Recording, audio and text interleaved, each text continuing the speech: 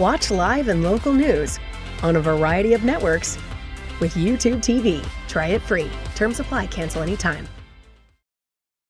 It's just incredible to me that I thought doing business with Northwest Federal would be a little different and you'd get a little bit of a better customer service, but I had WWE wrestlers whose bodies changed forever after wrestling.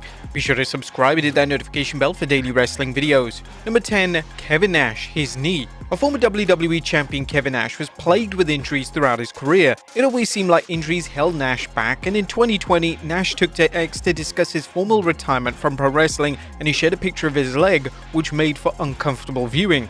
The reason I retired was I was deformed and basically crippled. This knee replacement and 2 years of rehab and training has been brutal. Just to get my hips to realign was incredibly painful. To the haters, F off. To those who have championed my recovery, I send my thanks and love. The impact of pro wrestling has on wrestlers can never be denied. Whilst Nash was on a larger size in terms of pro wrestlers, he never took any unnecessary risks as a performer. Yet even still, this is the condition that his body is in thanks to years of taking bumps. Number 9. Mick Foley, his ear.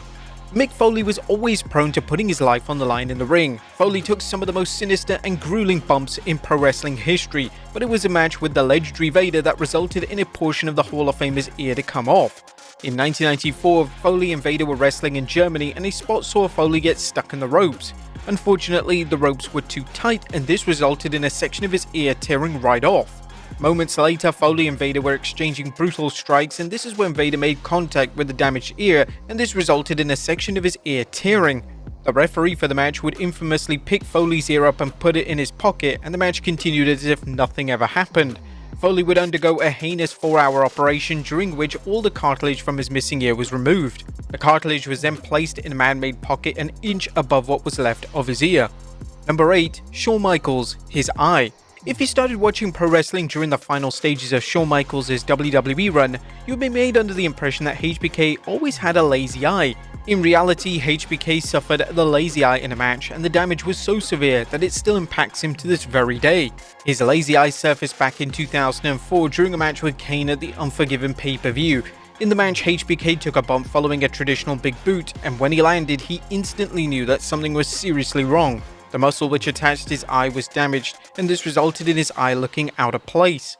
The eye injury got worse as HBK continued to wrestle over the years, and WWE decided to include it in a storyline in 2008.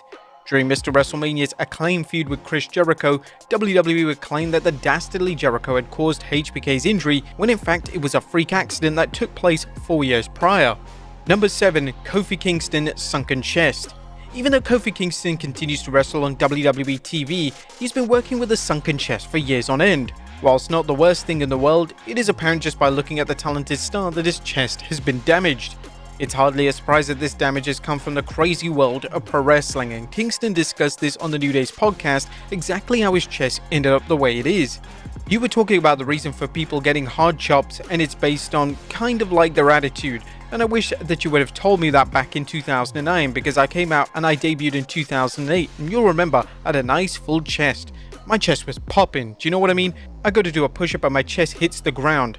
You know what I mean? I had a real life chest. And then Shawn and I ended up having a match, and I got chopped so hard in the chest, and my chest has never been the same since.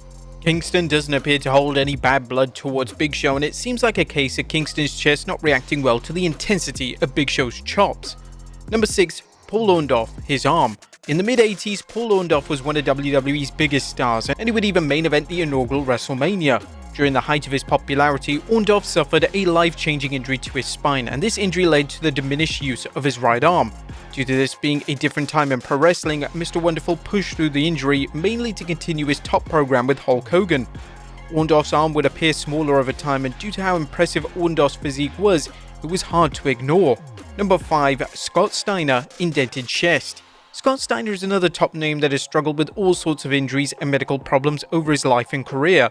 Steiner was suffering from drop foot when he returned to WWE in 2002.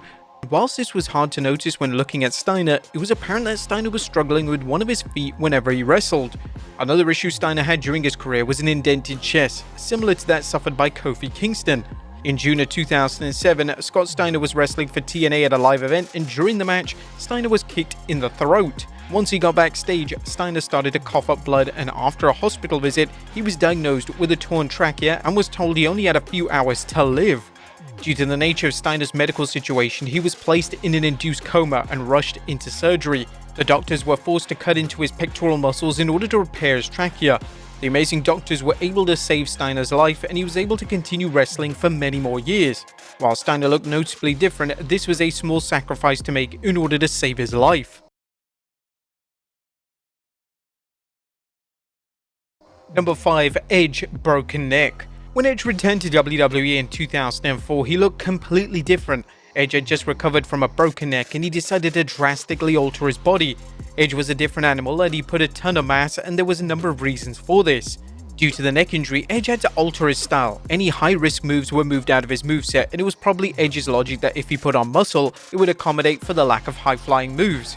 Edge's body and physique would consistently change over the coming years, and he would never ultimately look the same way he did before his neck injury. Number 3. Stone Cold Steve Austin, his knees. One of the most signature aspects of Stone Cold's look were his knee braces. Even though they served a medical purpose, they added to Austin's aura, and it's bizarre watching old matches from his days without them. Austin tore his ACL on his left knee back in his college days, and when he began to wrestle, he tore his ACL and PCL of the right one.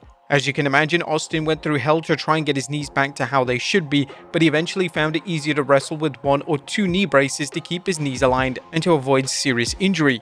When Austin came out of retirement for one final match at WrestleMania 38, Austin once again required the assistance of 2 knee braces.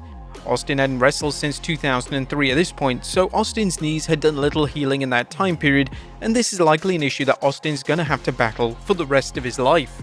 Number 2. Big Show, his knees. Big Show has been a common fixture in pro wrestling for almost 30 years, and when Big Show made his recent appearances on AEW television, it was obvious that the years of bumps have taken a toll on the former world champion. One of the Big Show's knees looked noticeably different, and according to the man himself, during an interview in Metro UK, he was forced to use a wheelchair for 11 weeks before undergoing knee replacement surgery.